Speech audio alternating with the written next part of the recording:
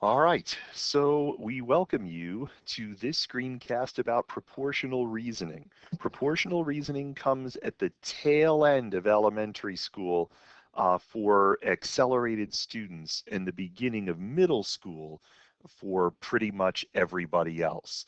Let's talk for a moment about what we mean by a proportion.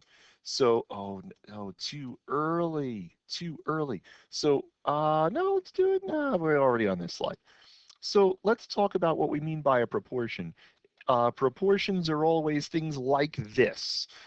There's a ratio here, and there's a ratio here. A proportion, a proportion is a statement that two ratios are equal.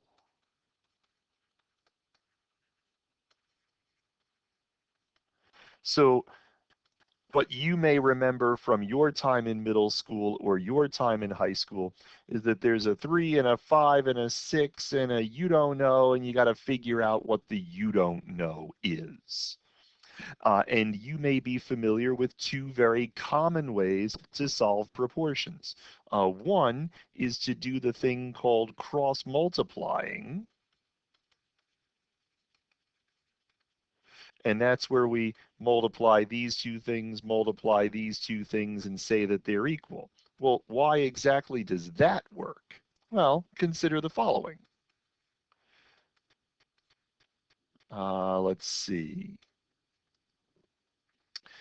If we were to clear out the denominators, and we were to do that by multiplying both sides of this equation by something that would eliminate both denominators, what would we do? Well, we'd multiply over here by 5 question mark, and we'd multiply over here by 5 question mark. And then what would be left? On the left-hand side, 3 question mark would be left, and on the right-hand side, 6 times 5 would be left. So we would see that 3 times question mark is 6 times 5. And that process has become called cross multiplying. It's not just that it works because we think it works, it's that it works because we work to get the same thing multiplied on both sides to keep the equality in place.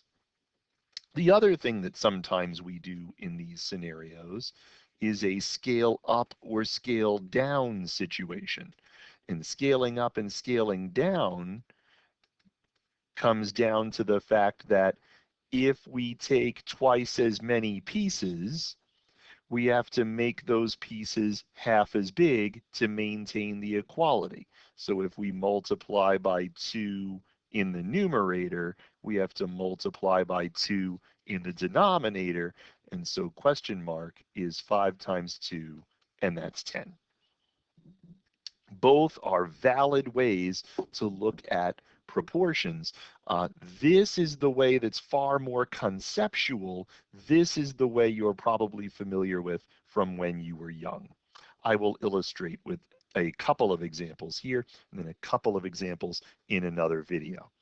At a grocery store, 3 pounds of ground turkey cost $10.50. How much would 4 pounds of ground turkey cost? So one of the ways that we sometimes think about this is that it costs $10.50 for 3 pounds of ground turkey, right? This is a cost per pound. So it is worth thinking about what 1 pound would cost. How would we figure out what 1 pound would cost? Well, that would involve dividing by 3. And so we might divide by 3. Oh, that's a terrible division sign. Gosh, come on, Rooter. We could divide by 3 to figure out what 1 pound would cost. 1 pound would cost $3.50. This is scaling down.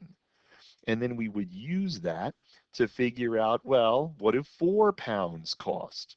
Well, to figure out what 4 pounds cost, we would have to scale up multiplying by 4. So let's scale up multiplying by 4. $3.50 times 4 That's $14.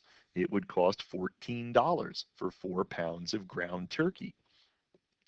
I should note, this thing here is what grocery stores call the unit price. It's an example of a unit rate. Sometimes it is helpful for us to think about what one of something does. The one is a unit. So we can scale down and scale up to figure out how much 4 pounds of ground turkey cost. Of course, we could set this up the way we did in middle school, $10.50 for 3 pounds of ground turkey, some cost for 4 pounds of ground turkey. In this scenario, we make sure that it's dollars to pounds, so that we compare like things to like things. It keeps our units the same. And then we would cross multiply. 3 times the cost is $42, so the cost is $14. I will illustrate with one other example. It costs $126 for 28 students to visit an aquarium. How much does it cost for 130 students to visit the same aquarium? So it costs $126 for 28 students to visit the aquarium. That's dollars, that's students.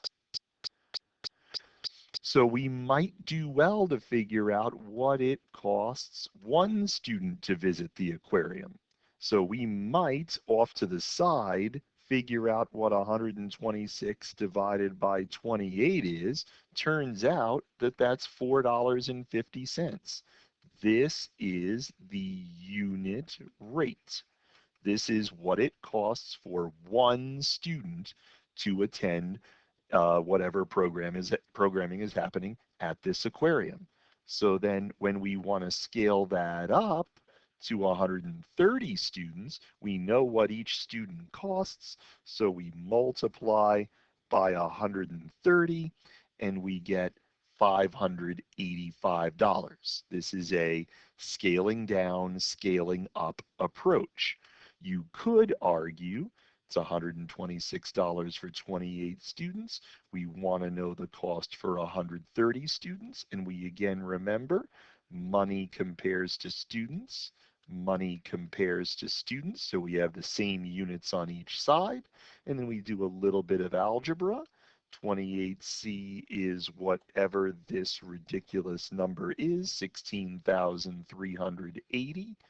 And then the cost again is 585. Both approaches are valid.